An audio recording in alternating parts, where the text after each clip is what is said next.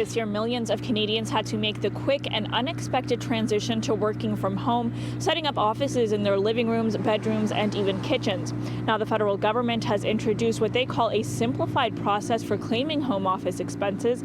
We break down the new rules. When stay-at-home orders were issued in March, Canadians weren't expecting 2 weeks to turn into 10 months. In a matter of days, millions transitioned to working from home. The new normal: Zoom calls, sweatpants, and reinvented spaces for home offices. It requires a great deal of discipline to figure out how to do it. The federal government has now unveiled a new process for claiming home office expenses. It was very, very important to make it very simple and very efficient. Employees who worked from home more than 50% of the time for at least 4 consecutive weeks in 2020 are eligible. They can claim $2 for each day they worked from home because of the pandemic, up to a maximum of $400. I think it's significant. Is it large enough? Is it going to make everyone happy? No, but a lot of people will be pretty happy with that. Unlike previous years, employees won't have to calculate every expense, the size of their workspace, or hang on to supporting documents, and their employers won't have to sign a special form.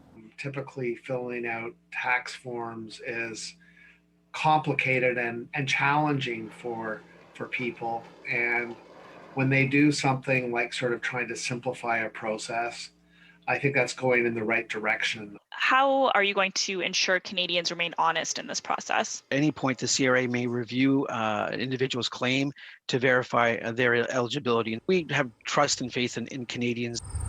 The federal government says last year, 750,000 people claimed the home office expense deduction. This year, they're expecting that number to skyrocket and are projecting $210 million will be needed to cover the cost. Approximately 40% of Canadians are in jobs that can be done from home, with 2.4 million Canadians who don't normally work from home still doing so in October. So what about Canadians who can't work from home? According to StatCan, financially vulnerable workers, lower-income families, and households with lower levels of education and earnings are the least likely to hold jobs that can be done from home. The risk of experiencing a work interruption during the pandemic falls disproportionately on financially vulnerable families. Should the government be providing them with any relief? The rules have not changed for Canadians that are not working from home. During the COVID-19 pandemic, of course, there were a number of provinces that instituted, an extra bump or extra few dollars in pay to those frontline workers that we depend on day in, day out.